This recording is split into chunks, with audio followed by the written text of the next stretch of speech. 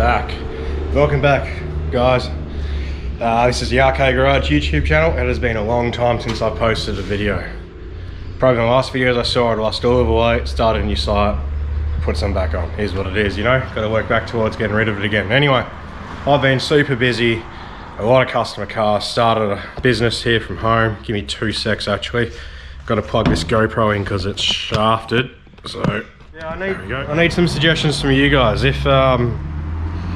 If you're curious, I'm possibly wanting to start a podcast kind of thing where I can do it via Skype or Teams, whatever it's called.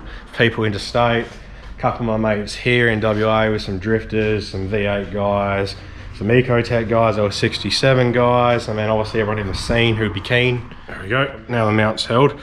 All right, so quick rundown, EcoJet, waiting for the stroker and gearbox, the Ford, waiting for the TR6060 to come back. I snapped the input shaft. Misso's car, that runs. So actually, while we're here, let's do a quick little turnkey thing. Hopefully the battery's charged. Backyard's been cleared. Getting ready for concrete and a shed out the back. It's exciting. All right, here we go. There's the key there. Woo! Turnkey LS1, fully integrated in there. It's got a mount, the relay box here, but Deutsch plugs everywhere to integrate it to the factory. Factory cluster works. You got tacho, speedo, coolant temp, everything running off the ECU. Don't know if you guys can see that, just, you know, idling at 1,000 or whatever. But yeah, so pretty much close to getting this ready to go over the pits, which will be great. Turn that off. So there's that. Yeah, big shed right out the back there. Be nice. But anyway, today's video though is we're going to be talking about the drift car. I haven't actually posted anything, I believe, since it's been turbo. So here is a setup here. It's literally just parts that I've slapped together. Had an engine bay fire, wouldn't run on a factory ECU again, so now it's on my Link ECU. My tune in it from scratch. Got to do some things to clean it up. Since the engine bay fire, it's had fire extinguisher sprayed in there, but I'm gonna redo some things. I'm gonna put the power steering reservoir back where it's meant to go, a bigger catch can. Rocker covers are a bit how you going, but I've got some new ones here that I'm gonna paint up to go on. Have breathers coming out of them to a bigger one. Gonna redo the exhaust, have a 4-inch dump on that, and then redo the exhaust that comes out the back. I'm going to redo this intercooler pipe so that it comes through the guard, because right now it tucks down there in the inside of a chassis rail, and it does hang a bit low. Don't know if I'm going to be able to get it low enough for you guys to see. Let's have a look. You guys might be able to see that. We're going to tilt you sideways. It does go under and back up around. I got some coilovers. Part of a trade I did some work on a customer car. I cammed it. It's turbocharged. I cammed it and tuned it and fixed up a bunch of issues. He traded me a T56 converted Calais, which is out there, LS1. So I'm selling that T56, the LS1 in it, and it also had these coilovers. They are cheap crap. These BFO ones. But he installed them without the strap top. I got to get a second nut. It's a different. So here's the factory Commodore nuts, sorry, and it's too big. So got to go to a nut and bolt store or fastener shop and get that. I've got some coil mounts because right now they're just cable tied to brake lines, which. Maybe you can see that, might be too dark, I don't know. They're literally just cable tied to the brake line, just hanging there. Did round five of the comp on that. 2 Sparco seats, hydraulic handbrake, dual rear calipers, Just a switch panel to start it. Dual reel calipers, so you can see one caliper there, one caliper there. Now I don't know how good this startup's going to be. The battery might be flat. So let's jump in.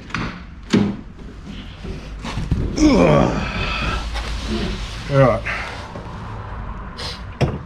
Let's see what voltage we're at. 11.5, 11.7. I don't think she's going to start. I think she's going to be too flat, but let's give it a go. Once we get rid of that horrible cold or crap.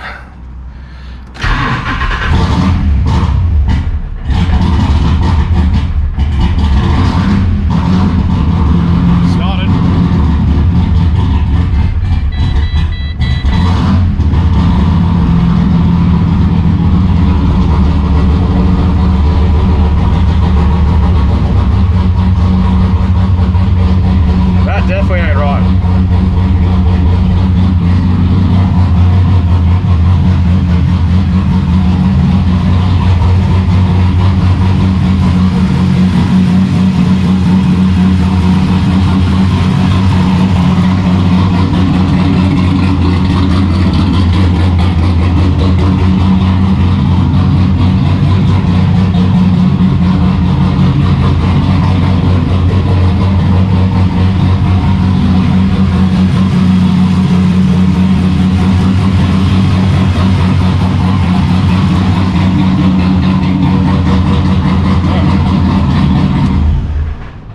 So I'll run down exactly what the combo is because I forgot to do that. So it has a Camtech 248 252 at 114, I think, LSA. Massive boy. The lift isn't that big. It's only like the 570, 580 thou range, but the duration's massive. eBay China spec GT3582R with a T4.63 rear housing, hence why it spools up nice and quick. If I remember when I'm editing, I'll slap in a little clip here from round 5 of drifting when you can hear it coming on boost.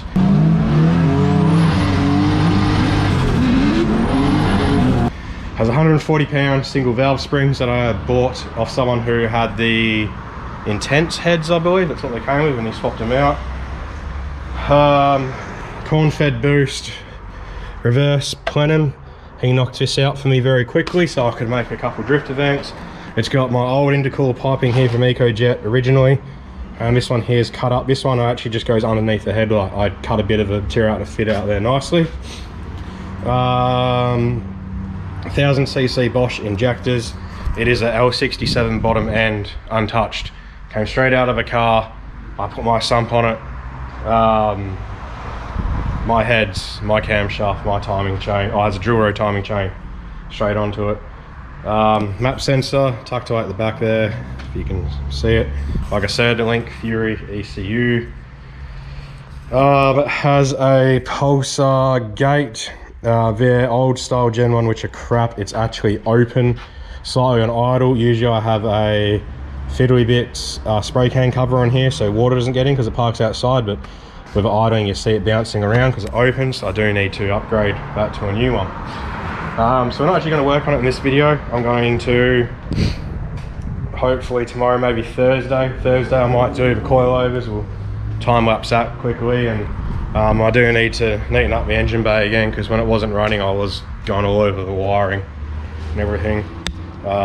Yeah, do apologise, haven't done many videos lately. Like I said, I've been busy and this one's not very interesting. I just wanted to get a video out there to maybe try and motivate me to keep doing it, because while I haven't had anything to do with EcoJet and I haven't really done anything on this, all the driving is done for the season pretty much. I haven't really been motivated to do something on my own. I've just been smashing out customer jobs and house tasks to get it done because backyard's a priority at the moment. EcoJet stuff is being funded from everything I've sold from EcoJet, so it's not actually costing me anything out of pocket for this stroker somehow. Don't know how. Yep, that's including a T400 conversion and everything. Don't know how I'm winging that so far, but haven't spent a single cent of my own money yet. So everything I own is going to the house. So I could keep buying stuff for this to make it better, but yeah, What I do have though is, I don't know where I put it. Somewhere in there anyway. I got a B&M ratchet shifter for it. So I'll still retain the ratcheting like the S1 sequential. It's the only way I was going to be happy going T400 as if I could still shift it the same, just won't be using the clutch. I think there's much else really. Yeah, I might just insert a couple clips of a drift car going. I haven't two-stepped on this bottom end because I'm too scared to spin a bearing.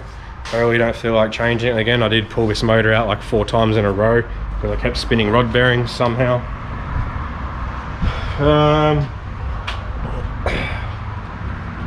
Yeah, I need some suggestions from you guys. If you're curious, I'm possibly wanting to start a podcast kind of thing where I can do it via Skype or Teams, whatever it's called.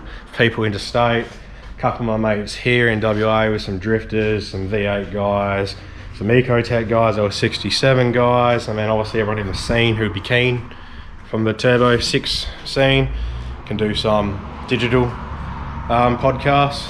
If that's something you guys would be interested in, let me know because I can start to get that organised. It would be pretty cool. There's nothing for the V6 guys.